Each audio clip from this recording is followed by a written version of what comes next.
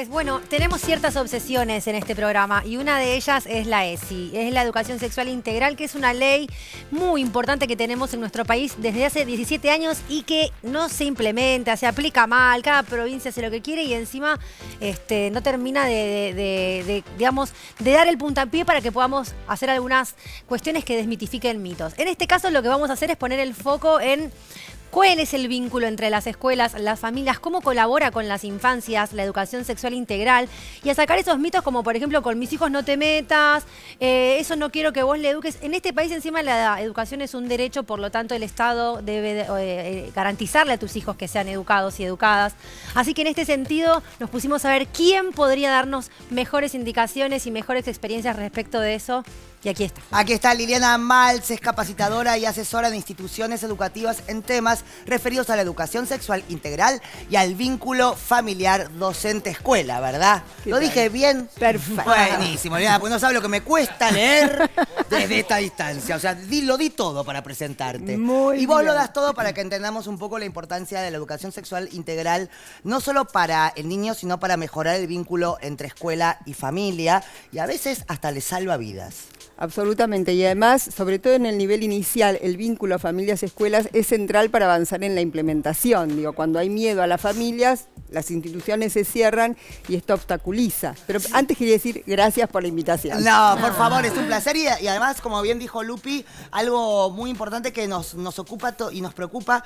Fuera de cámara hablamos muchísimo, el otro día estábamos contando la importancia de donde se implementó la educación sexual integral. Se descubrieron casos de abuso, no solo intrafamiliar, sino de otra índole, porque los chicos empezaron a entender cuál era el derecho que ellos tenían y sobre todo empezaron a ser escuchados. Tal cual. Esto que vos decís es central, porque a veces se culpabiliza a la escuela, como vos decías, de algunas cuestiones y en realidad muchas nenas, muchos nenes, muchos niñes aprenden a cuidar y a respetar su cuerpo a partir del trabajo de la educación sexual integral. Aprenden a disfrutar su cuerpo, aprenden a respetar su cuerpo y el de los demás, aprenden a... ¿Cuál es el límite del otro sobre tu cuerpo? ¿Cuál es el límite? Aprenden a que hay secretos que está bueno guardar como sorpresa, pero hay otros que nos hacen sentir mal. Claro.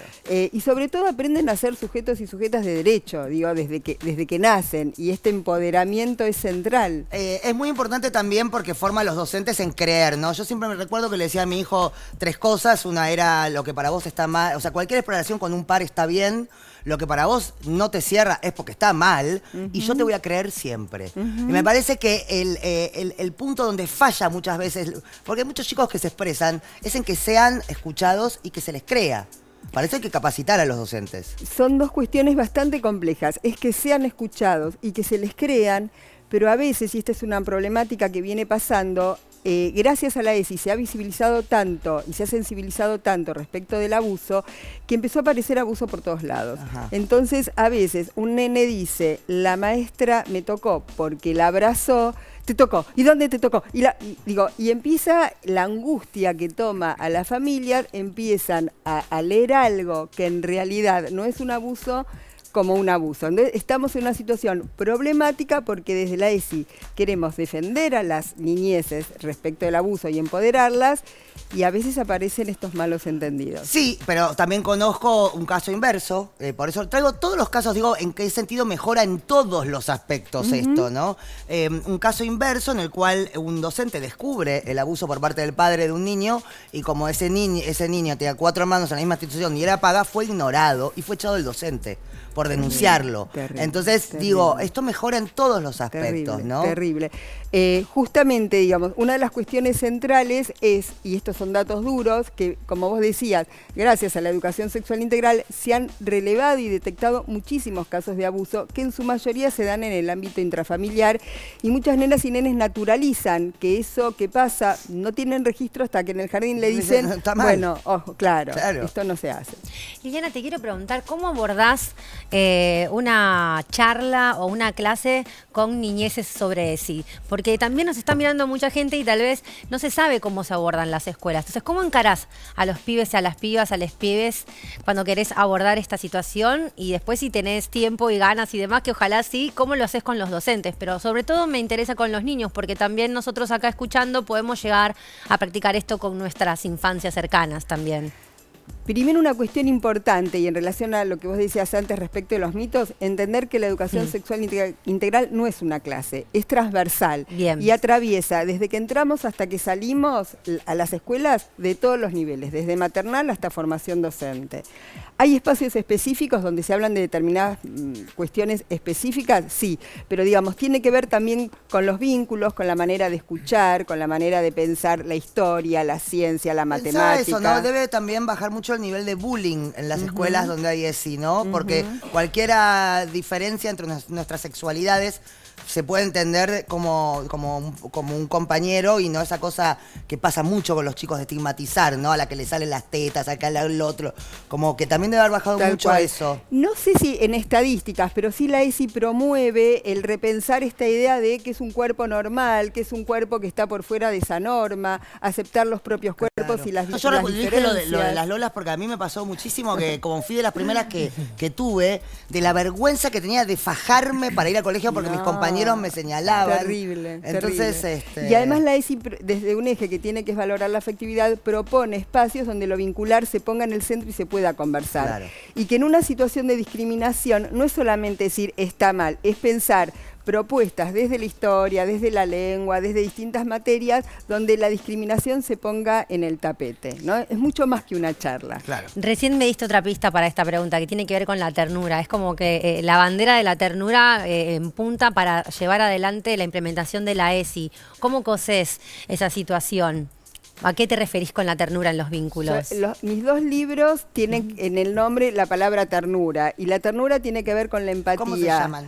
Uno se llama ESI, una oportunidad para la ternura, y el otro es Vaivenes de la ternura, distancias y cercanías entre familias y escuelas y la ESI en el nivel inicial. Y la ternura, dice Ulloa, no lo invento yo, tiene dos condimentos, la empatía y el miramiento. La empatía es ponerte en el lugar del otro, pero el miramiento dice en tanto otro. Entonces la idea es entender al otro en tanto otro a partir de esas diferencias. No como yo quiero que sea o amucharnos entre los que pensamos igual. Esa es la parte más difícil. Y la ESI es una oportunidad para poder convivir en las escuelas con las diferencias. Liliana, ¿cuál es el rol docente en las denuncias? Por ejemplo, yo soy docente, a través de todo el trabajo entre toda la comunidad educativa de esa escuela, detectamos un caso de abuso intrafamiliar, por ejemplo, o de, no sé, el docente de cualquier cosa, no importa, una X persona.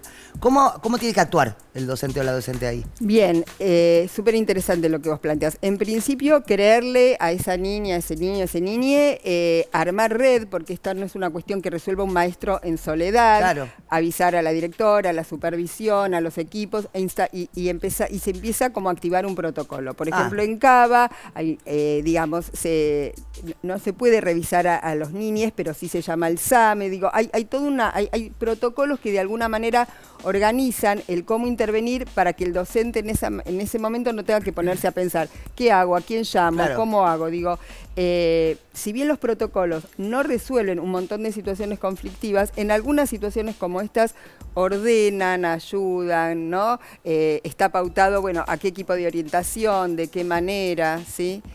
Se interviene en ese sentido. Digo porque también pasa eso, ¿no? El miedo del docente tal vez a quedar en el medio de una situación compleja. Juli, ¿querías preguntar algo? Sí, yo te quería preguntar, hola Liliana, hola, algo que más o menos Ernest estuvo diciendo recién, pero yo te quería preguntar cómo trabaja el sistema educativo, cómo está para abordar a las niñeces diversas, a las niñeces trans. ¿Cómo las contienen? Porque muchas veces yo he escuchado que quizás en algún curso o en alguna escuela hay alguna niñez trans y los padres no saben, como los padres de ese nene no saben para dónde ir, los docentes no saben, los compañeros por ahí sí son los que más clara la tienen, pero los docentes, ¿cómo el sistema educativo? A ver, una cuestión y que tiene que ver con lo que vos preguntabas es el trabajo central con los docentes, las docentes, les docentes y con las familias. Digo, esto es como clave. Claro. Las niñas y los niños son los que tienen menos dificultades para incorporar a un compañero, pero por un lado hay que ayudar a las familias a despatologizar la diversidad y entender que esto es parte justamente de la vida y que no están ante una hija o un hijo que sufre alguna discapacidad, sino que esto es otra manera de vivir la sexualidad. Pero fundamental trabajar con los docentes, y ahí también te respondo a vos, en espacios donde no se baje un dedito acusador con lo que moviliza, se le dé lugar, se puede pueda escuchar lo que le pasa a cada docente, pero a la vez se generen herramientas para poder integrar y poder trabajar con la diversidad en las aulas, pensando actividades y entendiendo que esto no es tarea de un solo docente, es de toda la escuela. Claro. Esto es fundamental. Tengo ejemplos donde cuando, digamos, una niña o un niño está transicionando, se trabaja con las familias de toda esa escuela, Claro, o de toda claro. la sala, Claro. o con todos los Con toda la docentes. comunidad. Con toda la Totalmente. comunidad. Claro. Fabi. No alcanza que sea un docente el que se No, y no ocupe. puede Claro. un docente, Sí, además, sí, sí, sí. con No. eso.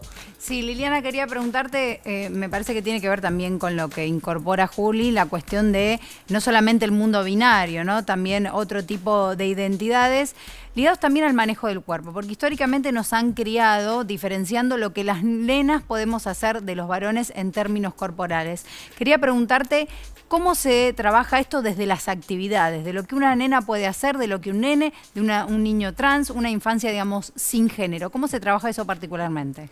A ver, por un lado lo que vos decís es muy interesante porque creo que tenemos que avanzar hacia una ESI no binaria. Digo, los primeros Exacto. materiales del programa tenían que ver con esto, pero hubo muchas leyes que avanzaron. Entonces, un trabajo fuerte que hay que hacer es avanzar en la no binarización de la ESI y de las propuestas.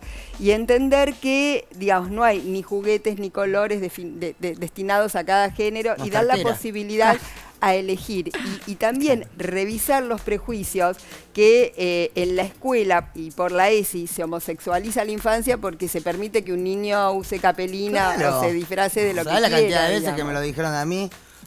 Por favor. Sí, o se pinta las uñas, Cuando entonces- jugaba al fútbol con los pibes y yo decía, yo Claro. quiero... Tal cual. Porque las chicas precalentaban de una forma, los pibes precalentaban jugando al fútbol. Tal cual. Era mucho más divertido precalentar con los varones que precalentar Bueno, una clase de yo gimnasia con las jugué, chicas. yo jugaba al Tal fútbol desde muy chica, Tal cual. iba a la escuela con camisetas de fútbol y a mí me dijeron marimacho toda mi Claro. No, infancia. terrible. No, En bueno. En esto se avanzó muchísimo, por suerte, en revisar los estereotipos de género. Todavía falta un gran recorrido, pero por suerte en esto se está trabajando fuertemente desde nivel inicial. Liliana, mal, no estoy loca. Estoy haciéndole gestos para saber qué venía después a Cris. Bueno, Liliana, muchísimas gracias. No, al Esto contrario. indica que básicamente es todo ganancia con la ESI. Todo. Es todo Se gana por ganancia, todos lados, sí. porque además, muchas veces esos niños abusados son problemáticos en las escuelas y muy difíciles de manejar hasta que son escuchados.